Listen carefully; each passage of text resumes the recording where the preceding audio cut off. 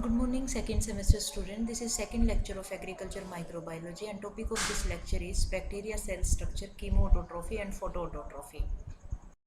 सबसे पहले हम बात करते हैं बैक्टीरिया की। बैक्टीरिया जो हैं वो प्रोकैरियोटिक माइक्रो ऑर्गेनिज्म होते हैं। ये सिंगल सेल्ड माइक्रोस्कोपिक ऑर्गेनिजम्स हैं जिनको हम नेकेड आई से नहीं देख सकते।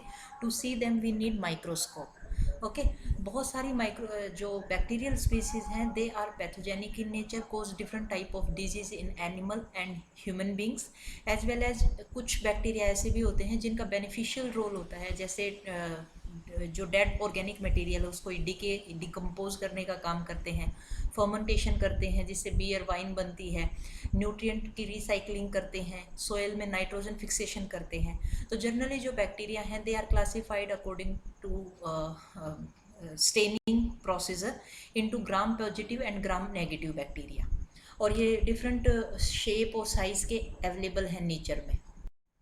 इसके बाद अगर हम जर्नलाइज सेल स्ट्रक्चर की बात करें बैक्टीरिया की, तो सेंटर में क्रोमोसोमल डीएनए प्रेजेंट होता है। इसके अलावा प्लाज्मिड डीएनए प्रेजेंट होता है, साइटोप्लाज्मिक राइबोसोम्स और दूसरी सेल ऑर्गेनेलीज प्रेजेंट होती हैं। जो सेल होती है that is enclosed by capsule and cell wall. इसके अलावा लोकोमोशन के लिए फ्लैजिलम होते हैं और पाइल पिल्लई वगैरह होती हैं इस पे। अगर शेप्स ऑफ बैक्टीरिया की हम बात करें तो डिफरेंट शेप बैक्टीरिया की डिफरेंट शेप्स होती हैं। जैसे जो राउंड शेप बैक्टीरिया होते हैं वो कोकस होते हैं। जो ग्रुप में मिलते हैं round shape bacteria they are called staphylococcus. Chain form में मिलेंगे तो उनको स्ट्रेप्टोकोकस कहते हैं। रोड शेप होते हैं तो बेसिलस कहते हैं। कोमा शेप होते हैं तो विब्रियो कोमा कहते हैं। स्पाइरल शेप होते हैं तो स्पाइरोचीट कहते हैं। ओके, तो इस तरह डिफरेंट टाइप के शेप के बैक्टीरिया अवेलेबल हैं। साइज ऑफ बैक्टीरिया की हम बात करें तो जो कोकई शेप बैक्टीरिया हैं वो स्फेरिकल शेप के होते हैं। उनका डायमीटर 0.75 टू 1.25 माइक्रोमीटर होता है। बेसिली जो हैं वो 2 to 10 टाइम्स इनकी लेंथ होती है as compare to width. Coccobacilli हैं वो शॉर्ट बेसिली टाइप होते हैं। फिलामेंट हैं, फिलामेंटस जो बैक्टीरिया होते हैं उनमें लॉन्ग थ्रेड प्रेजेंट होते हैं अराउंड द बैक्टीरिया। ये बैक्टीरिया के फ्रंट में और जो पीछे का पोर्शन होता है वहाँ पे भी हो सकते हैं। Throughout the cell of structure भी फिलामेंट्स प्रेजेंट हो सकते हैं। बैक्टीरिया कहाँ पे पाए जाते हैं? देखिए, अगर बैक्टीरिया की हम बात करें तो they are omnivorous, they are present everywhere. वो रूम टेम्परेचर पे भी प्रेजेंट हो सकते हैं, लो टेम्परेचर पे भी प्रेजेंट हो सकते हैं, हाई टेम्परेचर पे भी प्रेजेंट हो सकते हैं, सी लेवल पे प्रेजेंट हो सकते हैं, हाई एल्टीट्यूड पे भी पाए जा सकते हैं। हर एयर में प्रेजेंट होते हैं, वाटर में प्रेजेंट होते हैं, सोइल में प्रेजेंट होते हैं, इवन सरफेसिस पे भी वो प्रेजेंट होते हैं। Structure of bacteria and functions की बात करें तो देखिए, ये बैक्टीरिया की सेल स्ट्रक्चर जिसमें दी हुई है, इसमें आप देखोगे तो मिडल में जो है वो न्यूक्लियोइड पोर्शन है जिसमें क्रोमोसोमल डीएनए कंसंट्रेट रहता है। इसके अलावा नॉन क्रोमोसोमल जो पार्ट होता है, प्लास्टिड्स वगैरह भी प्रेजेंट होती हैं, मीजोसोम्स प्रेजेंट होते हैं, लिपिड ग्लोब्यूल, ग्लाइकोजन, आरएनए वगैरह भी प्रेजेंट होते हैं। इसके अलावा डिफरेंट टाइप के एंजाइम्स प्रेजेंट होते हैं। जो सेल वॉल है, जो बैक्टीरिया का सेल है वो कवर होता है सेल वॉल से। इसके अलावा इसका जो फ्लैजिला होता है वो 3 पार्ट्स में डिवाइड होता है। जिस पार्ट से ये अटैच होते हैं सेल से उसको हम बेसल बॉडी कहते हैं। एक हुक होता है और एक फिलामेंट होता है जो मूव करता है। इसके अलावा सेल वॉल पे जैसे आप जो डिफरेंट पाइलस वगैरह हैं वो भी प्रेजेंट होते हैं बैक्टीरिया में। सबसे पहले हम बात करें फ्लैजिला की तो इसका सिंगुलर इसको कहते हैं फ्लैजिलम, और ये लीनियर प्रोटीन फ्लैजिलिन से बना होता है। इसकी जो बेसल बॉडी है वो ट्रेवल करती है सेल वॉल से और साइटोप्लाज्म मेम्ब्रेन से, और जो ये इसके खुद की एक्सिस के अराउंड वर्ल करते हैं। इनका फंक्शन जो होता है वो प्रोपिलर लाइक होता है, यानी मूवमेंट कराने के लिए इनका होता है। तो जनरली फ्लैजिला के बेस पे जो बैक्टीरिया होते हैं उनको हम मोनोट्राइकस, लोफोट्राइकस और पेरिट्राइकस बैक्टीरिया भी कहते हैं। जनरली जो फ्लैजिला का फंक्शन है वो ये है कि ये बैक्टीरिया को मूवमेंट कराते हैं from one place to another place. ये फ्लैजिला का स्ट्रक्चर दिया हुआ है। It is engulfed in the plasma membrane. इसकी एम रिंग एस रिंग होती है। उसके बाद जो पेरीप्लाज्मिक स्पेस होता है वहाँ पे इसका रोड शेप्ड होता है फिलामेंट। इसके बाद आउटर मेम्ब्रेन से ये निकलता हुआ हुक फॉर्म करता है, हुक के अंदर आपका फिलामेंट होता है। अब बात करते हैं कैप्सूल की। मोस्टली बैक्टीरिया में कैप्सूल भी प्रेजेंट होते हैं। तो जो कैप्सूल बने होते हैं वो पॉलीसैकेराइड से बने होते हैं और जो बैक्टीरिया को एनगल्फ करने का काम ये कैप्सूल करते हैं। इसके अलावा डिफरेंट जो कैप्सूल हैं वो डिफरेंट क्लासिफिकेशन होता है। कैप्सूल सीरोवार्स होते हैं, सीरोटाइप्स के होते हैं और इनकी जो केमिकल स्ट्रक्चर होती है वो पॉलीसैकेराइड से बनी होती है। तो जनरली जो कैप्सूल का काम होता है वो ये होता है अटैचमेंट ऑफ सरफेसिस, कि बैक्टीरिया जब किसी सरफेस से अटैच होता है तो वो कैप्सूल की हेल्प से होता है। दूसरा, अगर मान लो फैगोसाइटिक एनगल्फमेंट यानी कोई बैक्टीरिया पे अटैक करता है तो ये कैप्सूल उसको प्रोटेक्ट करने का काम करते हैं। Secondly, it help in digestion और ओकेजनल जैसे जो किलिंग या डाइजेस्टिव एंजाइम से प्रोटेक्ट करने का भी काम करते हैं। इसके अलावा रिजर्व ऑफ न्यूट्रिएंट्स और ये डेसिकेशन से भी प्रोटेक्शन का काम करता है कैप्सूल की जो लेयर होती है बैक्टीरिया की सेल वॉल के around. This is showing the capsule area around the cell of bacteria. जो वाइट पोर्शन आपको दिखाई दे रहा है वो कैप्सूल को रिप्रेजेंट कर रहा है। अब बात करते हैं प्लाज्मा मेम्ब्रेन। देखिए, जो बैक्टीरिया में प्लाज्मा मेम्ब्रेन होती है वो फॉस्फोलिपिड से बनी हुई होती है। ओके, तो इसमें पोलर ग्रुप है वो अटैच होता है 3 कार्बन ग्लिसरॉल बैकबोन से और on the basis of fatty acid chain they are of 2 types. जो फॉस्फेट एंड होता है वो इनका 2 टाइप का होता है, hydrophilic and hydrophobic. Hydrophilic head होता है वो वाटर लविंग होता है, जो हाइड्रोफोबिक टेल होती है वो वाटर रिपेलिंग होती है इसकी। जो मेम्ब्रेन है उसमें प्रोटीन भी होते हैं। टिपिकली 20 to 30% मेम्ब्रेन है वो जर्नली उनमें हाइड्रोफोबिक अमीनो एसिड एसोसिएट होते हैं लिपिड से मेम्ब्रेन के अंदर, और हाइड्रोफोलिक अमीनो एसिड जो हैं वो मेम्ब्रेन के आउटसाइड प्रेजेंट होते हैं जो इंटरेक्ट करते हैं साइटोप्लाज्म से। ओके, जनरली प्लाज्मा मेम्ब्रेन का फंक्शन ये होता है कि ये सिलेक्टिव परमिएबिलिटी प्रोवाइड करता है बैक्टीरियल मेम्ब्रेन को, और जिससे क्या होता है बैक्टीरिया के इन और आउट जो मूवमेंट होती है, सेल के इन और आउट जो मूवमेंट होती है कॉन्स्टिट्यूएंट्स की और न्यूट्रिएंट्स की, वो फंक्शनलाइज होती है properly. This is the proper structure of plasma membrane of bacteria. आप ये देख ही सकते हो। इंक्लूजन इंटीग्रल प्रोटीन है जो थ्रू आउट मेम्ब्रेन प्रेजेंट होते हैं। इंटीग्रल प्रोटीन के आउटसाइड पे पेरिफेरल प्रोटीन होते हैं। ग्लाइकोलिपिड अटैच होते हैं आउटर साइड में। ये साइटोप्लाज्म की तरफ हाइड्रोफिलिक इनका हेड होता है और जो आउटर साइड होती है उधर हाइड्रोफोबिक टेल पोर्शन होता है। अब बात करें प्लाज्मिड और क्रोमोसोम की। जो सेल्यूलर न्यूक्लियस होता है प्रोकैरियोट में, उसमें डबल स्टैंडर्ड डीएनए प्रेजेंट होता है। ओके, और ये जो डबल स्टैंडर्ड डीएनए होता है ये किसी मेम्ब्रेन से सराउंड नहीं होता, जनरली साइटोप्लाज्म में लोकलाइज्ड रहता है सेंट्रल पोर्शन में। तो जो लॉन्ग डीएनए प्रोटीन फाइबर हैं उनको हम क्रोमेटिन के नाम से जानते हैं। इसके जो ईच फाइबर है उसको हम क्रोमोसोम भी कहते हैं। तो जनरली जो प्लाज्मिड होती हैं they are the extra chromosomal part of the bacteria and they play a major role in human pathogen bacteria. Okay, तो ये प्लाज्मिड होती हैं, ये इंपॉर्टेंट जीन्स के सिंथेसाइज के लिए इंपॉर्टेंट होती हैं और ये सेल्स की फिनोटिपिक कैरेक्टरिस्टिक्स को भी रिप्रेजेंट करती हैं। कई बार ये रिस्पॉन्सिबल होती हैं फॉर रेजिस्टेंस जीन्स, कई बार ये वायरुलेंस के लिए भी रिस्पॉन्सिबल होती हैं। अब फंक्शन बात करें तो जो प्लाज्मिड का फंक्शन या न्यूक्लियोलस में जो आपका जेनेटिक मटेरियल होता है उसका फंक्शन ये होता है कि जो जेनेटिक मटेरियल है उसका इम्पोर्टेंट पर्पज होता है सेल की जो जेनेटिक इन्फॉर्मेशन है उसको वन सेल से अनदर सेल में ट्रांसफ़र करना। साथ के साथ जो डीएनए है वो ट्रांसक्राइब होता है आरएनए में, then RNA translated into protein by the ribosomes. तो यहाँ पे जो प्रोटीन सिंथेसिस का, एंजाइम सिंथेसिस का काम भी इसी का होता है।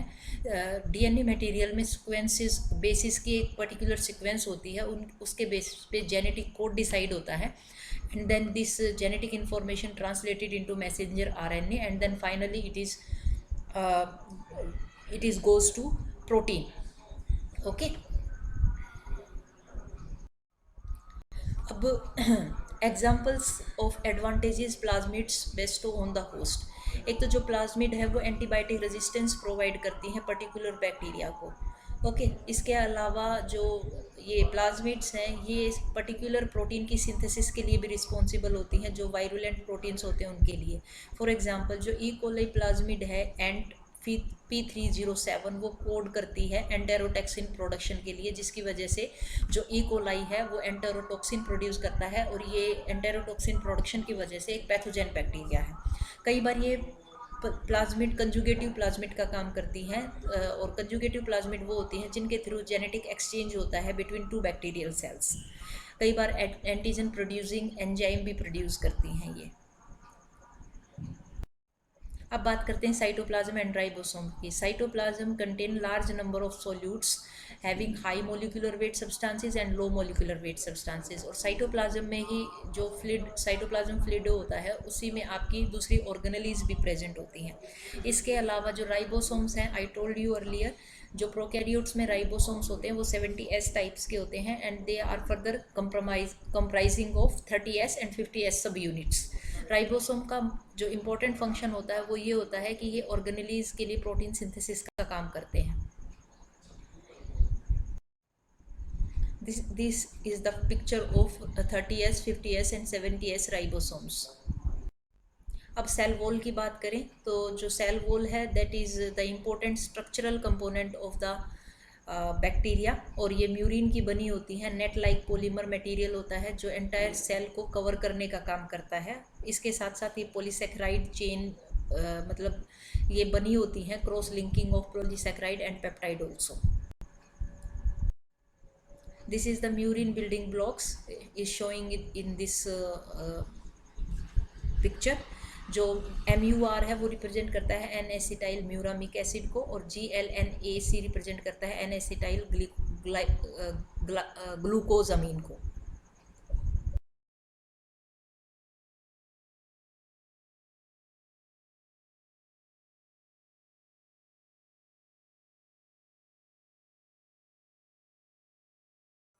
अगर हम सेल वॉल के फंक्शन की बात करें तो जनरली सेल वॉल क्या करती है, ओवरऑल शेप प्रोवाइड करती है बैक्टीरियल सेल को, क्योंकि ये एक डेड वॉल होती है।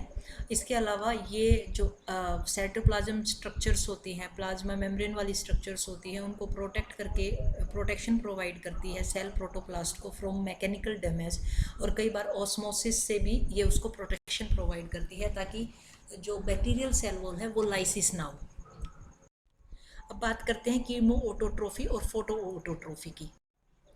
ओके, ये हम बात करते हैं न्यूट्रिशन के बेसिस पे क्लासिफिकेशंस की। तो on the basis of nutrition classification is of two types, autotrophic and heterotrophic. Autotrophic nutrition जो क्लासिफिकेशन है उसमें हम बात करेंगे कि जो इसमें जनरली ग्रीन प्लांट का एग्जांपल लेते हैं हम।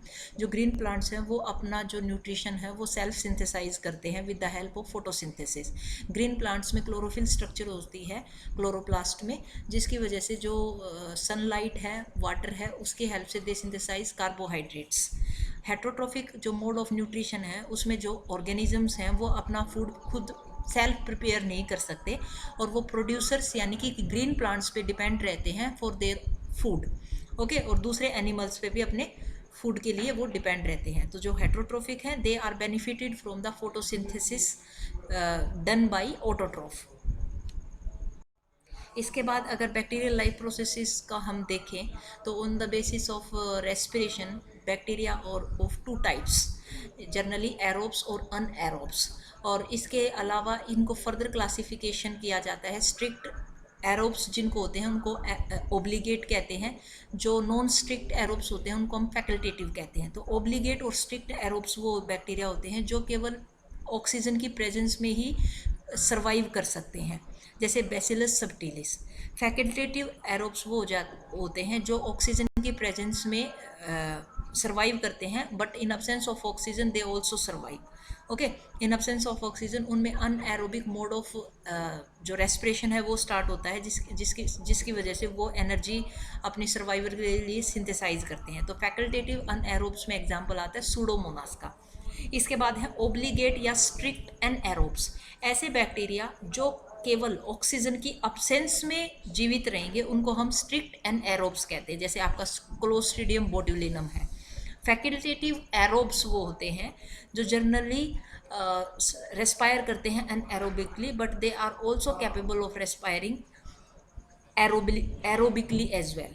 ओके, यानी कि जो अनएरोबिक कंडीशन में रह सकते हैं, लेकिन अगर ऑक्सीजन की प्रेजेंस भी हो जाती है तो वो क्या करते हैं, एरोबिकली भी अपना ऑक्सीजन की प्रेजेंस में भी अपना सर्वाइव कर सकते हैं। तो इसमें जनरली जो एग्जांपल आता है वो फोटोसिंथेटिक बैक्टीरिया क्लोरोबियम का हम एग्जांपल पढ़ते हैं।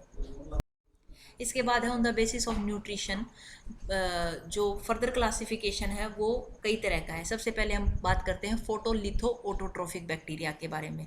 जो फोटोलिथो ऑटोट्रोफिक बैक्टीरिया होते हैं वो अपना जो न्यूट्रिशन है with the help of entrapping solar energy करते हैं, and they utilise the complex food material for synthesis of their own food. Okay, इनमें जनरली जो पिगमेंट होती है बैक्टीरियो क्लोरोफिल और बैक्टीरियो विर्डिन होती है। Bacterio chlorophyll means bacterio purpurin pigment होती है। इसमें दो तरह के बैक्टीरिया आते हैं, एक होते हैं पर्पल सल्फर बैक्टीरिया, एक होते हैं ग्रीन सल्फर बैक्टीरिया।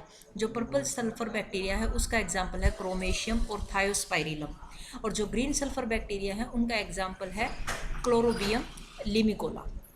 तो जनरली ये जो पर्पल सल्फर बैक्टीरिया हैं इनमें बैक्टीरियो परप्यूरिन पिगमेंट होती है, और ये इनऑर्गेनिक सल्फर का यूज़ करते हैं एज ए इलेक्ट्रॉन और प्रोटॉन डोनर, और इसके बाद ये अपना जो फूड सिंथेसाइज करते हैं। जनरली आप देखिए फोटोसिंथेसिस में क्या पढ़ते हो कि वाटर जो होता है वो सोर्स होता है इलेक्ट्रॉन का, जो प्रोवाइड करता है reducing power to convert carbon dioxide into glucose. तो जनरली यहाँ पे जो काम पानी ने किया एज ए इलेक्ट्रॉन डोनर का, और जो CO2 से ग्लूकोज बनी, पर्पल सल्फर बैक्टीरिया में वो काम इनऑर्गेनिक सल्फर कंपाउंड्स करते हैं, इलेक्ट्रॉन डोनर का और हाइड्रोजन डोनर का काम। जो ग्रीन सल्फर बैक्टीरिया हैं उनमें ये काम हाइड्रोजन सल्फाइड करती है, इलेक्ट्रॉन और प्रोटॉन डोनर का काम।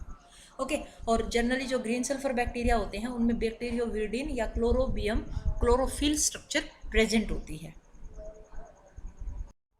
इसके बाद है कि कई बार क्या होता है, जो हाइड्रोजन गैस रिलीज होती है that is picked by the NAD positive, और ये NAD पॉजिटिव हाइड्रोजन गैस से जो हाइड्रोजन रिलीज होता है उसको कैप्चर करके NADH2 प्रोड्यूस करता है, जो as a reducing along with ATP ये सोलर एनर्जी को एंट्रैप करके कार्बन डाइऑक्साइड को कन्वर्ट करता है ग्लूकोज में। तो this is the all over function of this hydrogen sulphide released by various compounds, and further it is untrapped in sugar molecules. इसके बाद है फोटो ऑर्गेनो हेट्रोट्रोफिक बैक्टीरिया। तो जो फोटोसिंथेटिक बैक्टीरिया ऑर्गेनिक मैटर का use करते हैं for electron donor और carbon source, उनको हम photo organo heterotrophic bacteria mode में, न्यूट्रिशन मोड में डालते हैं। ये भी फर्दर 2 टाइप्स के होते हैं, photo organo heterotrophic bacteria, purple non sulphur और ग्रीन नॉन सल्फर। जो पर्पल नॉन सल्फर बैक्टीरिया होते हैं उनमें जो पिगमेंट होती है वो होती है बैक्टीरियो परप्यूरिन पिगमेंट, और जनरली ये non sulphur aliphatic organic compounds का यूज़ करते हैं for electron and hydrogen donor. Okay, इसका एग्जांपल है रोडोस्पाइरिलम, रोडोसूडोमोनास। जो ग्रीन नॉन सल्फर बैक्टीरिया हैं वो उनमें बैक्टीरियोविरिडिन पिगमेंट होती है, और ये green non sulphur bacteria use करते हैं non sulphur aliphatic organic compounds को as electron and hydrogen donor. इसका एग्जांपल है क्लोरोनिमा एंड क्लोरोफ्लेक्सिस। और जो मोस्ट ऑफ फोटोसिंथेटिक बैक्टीरिया हैं वो अनएरोबिक इन नेचर होते हैं, जिनको हम फैकल्टेटिव एरोब्स भी कहते हैं।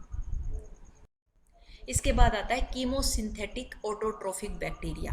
तो देखिए कीमोसिंथेटिक ऑटोट्रोफिक बैक्टीरिया में जो बैक्टीरिया आते हैं generally they obtain energy by for the synthesis of their food by oxidising certain inorganic substances, यानी कि इनमें इनऑर्गेनिक सब्सटेंसेस को ये ऑक्सीडाइज करते हैं, जैसे अमोनिया को, नाइट्रेट को, नाइट्राइट को, फेरसाइन को।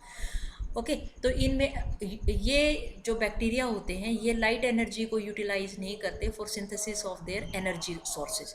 तो जिस भी इनऑर्गेनिक सब्सटेंस को ये ऑक्सीडाइज करेंगे उसी के अकॉर्डिंग इनका नाम होता है। जैसे हाइड्रोजन बैक्टीरिया वो होते हैं जो हाइड्रोजन को यूटिलाइज करते हैं, तो हाइड्रोजिनोमोनास। जो नाइट्रेट्स का यूज़ करते हैं उनको नाइट्रीफाइंग बैक्टीरिया कहते हैं, जैसे नाइट्रोसोमानस, नाइट्रोकोकस, नाइट्रोबैक्टर, नाइट्रोसिस्टस।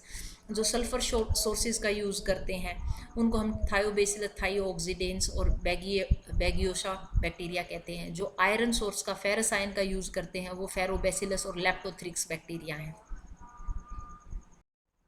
इसके बाद आता है कीमो ऑर्गेनोट्रोफिक हेट्रोट्रोफिक बैक्टीरिया। जनरली ये जो बैक्टीरिया होते हैं ये अपना नरिशमेंट लेते हैं डेड और डिकेइंग ऑर्गेनिक मैटर से या फिर डायरेक्टली होस्ट सेल से, जिस पे ये सर्वाइव करते हैं। तो on the basis of their mode of nutrition उनको सेप्रोफाइटिक, सिम्बायोटिक और पैरासिटिक फॉर्म्स में डिवाइड किया गया है। तो सेप्रोफाइटिक बैक्टीरिया वो होते हैं, ये फ्री लिविंग बैक्टीरिया हैं, ये अपना नरिशमेंट लेते हैं ऑर्गेनिक मटेरियल से, जैसे डेड एनिमल से, एनिमल एक्सक्रीटा से, फॉलन लीव से या डिकेइंग वेजिटेबल फ्रूट, इन सब से। ओके, तो इसमें जनरली क्या है, सेप्रोफाइटिक बैक्टीरिया अपना जो एंजाइम है वो सबस्ट्रेट पे रिलीज़ करते हैं, उसके बाद वहाँ पे जो कॉम्प्लेक्स इनसोल्यूबल सब्सटेंसेस होते हैं उनको वो एंजाइम डिग्रेड करता है into simple soluble compounds like water, hydrogen sulphide, ammonia, CO2, और उसके बाद ये बैक्टीरिया उसको ऑब्जॉर्ब करके उसको एसिमुलेट करते हैं और अपने लिए एनर्जी सिंथेसाइज करते हैं। सेकंड है सिम्बायोटिक बैक्टीरिया। सिम्बायोटिक बैक्टीरिया वो होते हैं जो सिम्बायोसिस एसोसिएशन में होते हैं, जैसे आपका लेग्यूमिनस प्लांट्स में पाए जाते हैं, रूट नोड्यूल्स में राइजोबियम बैक्टीरिया। तो वो क्या करते हैं, दोनों म्यूचुअल बेनिफिट करते हैं एक दूसरे को। जो रूट नोड्यूल्स हैं वो बैक्टीरिया को स्पेस और वाटर प्रोवाइड करती हैं। इसके इसके रिटर्न में जो बैक्टीरिया राइजोबियम लेग्यूमिनोसेरम है वो नाइट्रोजन को फिक्सेशन का काम करते हैं in the form of ammonia. तो ये दो तरह के होते हैं, एक होते हैं एरोबिक और एक होते हैं anaerobic nitrogen fixing bacteria. Aerobic का एग्जाम्पल है एजोटोबैक्टर बेजरेंस्की या क्लिब्सेला, और जो अनएरोबिक नाइट्रोजन फिक्सिंग बैक्टीरिया हैं वो हैं क्लोस्ट्रीडियम पाश्चेरियनम। थर्ड आता है पैरासिटिक बैक्टीरिया। पैरासिटिक बैक्टीरिया वो होते हैं जो म्यूचुअल बेनिफिट में नहीं होते, यानी कि ये अपने होस्ट पे रहते हैं, अपने होस्ट से ये अपनी जो भी ग्रोथ के लिए इम्पोर्टेंट सब्सटेंसेस हैं वो वहाँ से एक्वायर करते हैं और ये होस्ट को हार्म करते हैं, उनको पैरासाइट बैक्टीरिया करते हैं। तो ये जनरली क्या होते हैं, होस्ट पे अपना नरिशमेंट होस्ट की सेल से लेते हैं।